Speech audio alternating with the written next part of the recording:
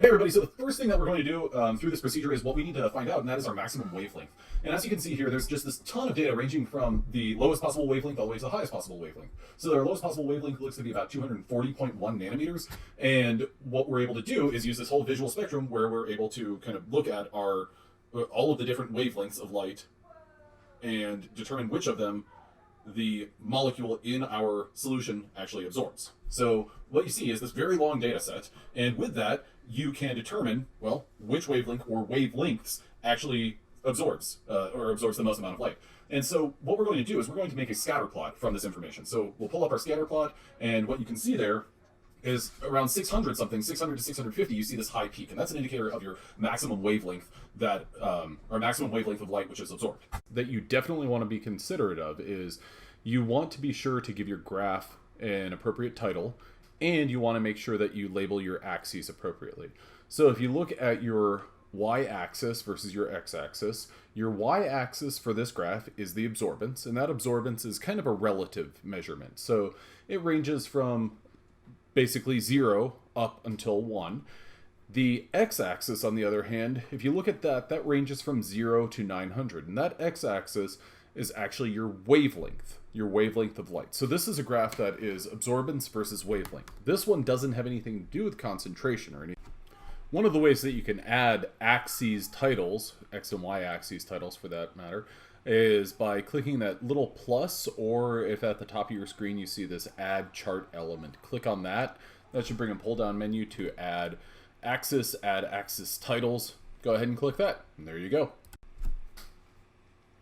You have approximately 900 data points here, and rather than searching through them, one of the things that you can do is filter your data and sort by column by clicking on filter, and then when you filter them, sort by largest to smallest. So that's going to give you the largest absorbance. You want to, of course, be selecting the absorbance column whenever you sort the largest to smallest. So then your absorbance, as we can see here, it is approximately 8.66, and it corresponds to a wavelength of about 632 nanometers. And that gives a good, nice, simple, fast organization of that data. So the next thing that we want to do is utilize this information. Now, if you remember, our max absorbance was about 632 nanometers. Now, if you look up the, I guess the reported absorbance, other sources absorbance for FD&C, it's approximately 635 nanometers. So we're actually really close, which is pretty darn good. What we're going to do with this is we're going to now develop our calibration curve, and we're going to do that by making a couple of using a couple of different pre-made solutions. Now, where all of this is coming from, if you look at these two plots, is one of them was prepared by Mr. Burnett, and then one of them was from a previous year's students. This all corresponds to part 1 of your procedure, which shows solutions A through F. And the way that this is done is you make what's known as a working stock. And this working stock, or this stock solution, I'm sorry, was 0.8 grams of the FD&C dissolved in 1 liter of water. One great thing about putting all of this information into Microsoft Excel is it's fairly easy to manipulate. So we've got in cell E2, we have the mass of our FD&C that we used. In cell E2, on the other hand, we have the molar mass of our substance of FD&C. So FD&C has a molar weight, or a molecular weight, of 793 grams per mole. So what we can do, and what's shown here in F2, is we've taken 0.8 and divided it by 793, giving us a value of 0.00101. So that is the number of moles that we're using. Now, we're talking about molarity. That's what we're concerned with. So all that you need to do is divide that by 1, because we're talking about moles per liter. And we are only using 1 liter. So 0.00101 divided by 1 gives you, well, 0.00101 as the molarity of the solution. Now, what we also want to do is we want to take into consideration what is the concentration in our actual samples. So if you look in cell F3, what you're going to see is you're going to see a number that's 5 times 10 to the negative 5th. What that is taking into consideration is what volume of our working stock, or of our stock solution, is added to one of those volumetric flasks. So what we are doing is we're taking 5 milliliters from our original solution, that 0.00101 molar solution. We're taking 5 milliliters from that, and we are going to multiply that concentration by 5 divided by 100. And I'm going to show you a calculation for using M1V1 equals M2V2. But that's where that 5 times 10 to the negative 5th number comes from. So what we first need to do, and what I want to show you guys, was we took the mass of FD and C and converted it to a number of moles of FD and C, and then we took that and we converted it to a molarity. So we used, introduced the volume dimension here. Okay, so the dimensional analysis of this is going to be 0.8 grams of FD and C, 1 mole FD and C is 793 grams of FD and C. That is equal to 0.00101 moles of FD and C. And we're going to divide that by the volume of our solution, and that was 1 liter. And that gives us 0.00101 FD, or molar, sorry, FD and C. Okay, now the follow-up to that was to make our working stock. So this top calculation was basically the stock solution that your lab had. The working stock was the one where you were actually going to be taking a small volume from this and adding it to another piece of glassware, or that we did by taking a small amount from that top one and adding it to a piece of glassware. So what we're going to do is M1V1 equals M2V2. Some people also refer to this as C1V1 equals C2V2. And this M1 is our molarity from our first solution, which is 0.00101 molar. Our volume from our first solution, we took 5 milliliters of this. And then for our second solution, we don't know what our M2 is, but we know the final volume of our second solution, and that is 100 milliliters. So effectively what this is think about it as, here's your stock solution, which I'm going to draw in just this beaker, and here it's this red solution.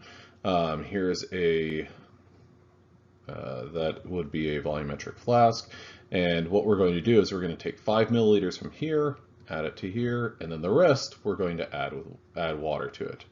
Okay, so I tried to do the hard shading to denote the stock, and then water to denote what we're diluting it with. Now what we want to know here is, what is the molarity of this solution? And so what we can do is we can set that up as 5 times 0.00101 is equal to M2 V2, which our V2 here, I'm going to rewrite, that is our 100 milliliters. And so what I'm going to do is just cross out that 100 milliliters, because I'm going to divide it by 100 milliliters. I'm going to divide both sides by 100 milliliters. And that is going to get us ultimately our M2, which would be 0.000505, which would be the same as 5.05 times 10 to the minus, it's 5 positions, molar. All right, well, that explains those solutions, both our stock solution and our working solution. One thing that's worth noting about the calculation that I just did, M1V1 equals M2V2, is if you notice the volumes that I worked with were 5 milliliters and 100 milliliters. I did not change those units. And the reason that I did not change those units is because I didn't have to. I didn't have to because those units effectively cancel one another out. Whenever you put a milliliters in the numerator and milliliters in the denominator, they're going to cancel one another out. So now if you look at your data set and you see the cell that is labeled F3, that has our concentration of our working solution. What we're going to do is we're going to take that working solution and we're going to make a series of dilutions. You'll see those dilutions are highlighted in cells F5 through F9. What I'm going to do is I'm going to do M1V1 equals M2V2. M1 is now the contents of that F3 cell, so M1 is equal to 5.044 or 5.05 times 10 to the negative fifth. That is my M1. My V1, my volume of that solution that I'm taking, is that 25 milliliters. My V2 is 100 milliliters. So my M2 is the blank here. And I'm going to be filling these cells in, but this is the exact same calculation. M1 V1 equals M2 V2. When you see I do the simple programming in Excel, and I don't know if it's over the top to say that it's programming, but whenever you use these simple functions like equals, and then you declare a cell times another cell divided by another cell, you're able to take that M1 V1 equals M2 V2, and simply by identifying the cells that are your M1 and that are your M2, or sorry, that are your M1, your V1, and your V2, you're able to do this fairly quickly, as is shown here.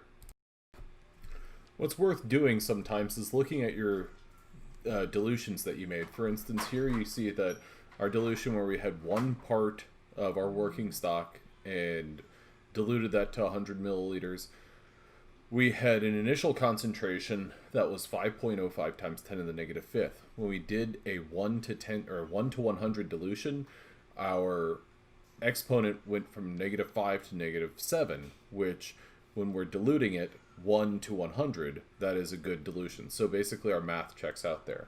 Now the next thing that we wanted to do is we want to have kind of an internal control. And so this last cell, that would be A10, the sample labeled F, what we did was we took 2 milliliters from our last, or from our E sample.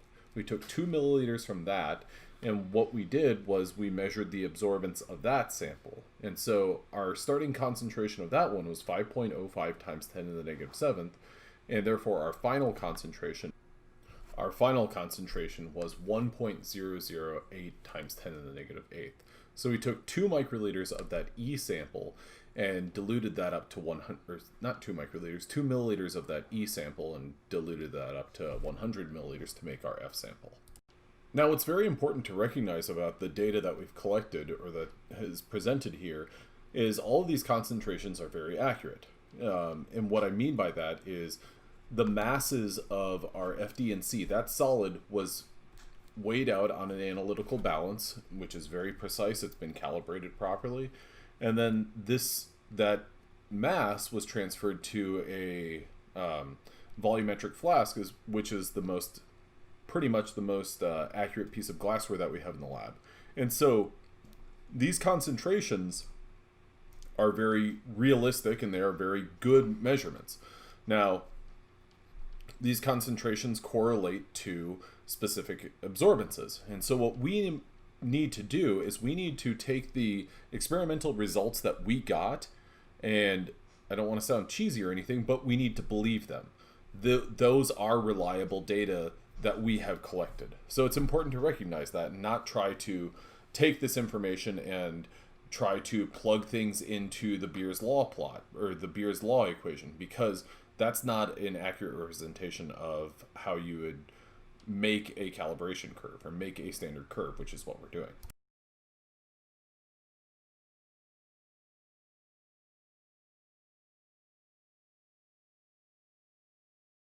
Now, in order to add that trend line, all that you need to do is right-click on the data that you have, or if you're using a Mac, control-click on one of those data points after you've displayed your graph, and go to the pull-down menu that says Add Trend Line. Whenever you're in there, what you'll be able to do is you'll be able to add the equation for the line and the R-squared value.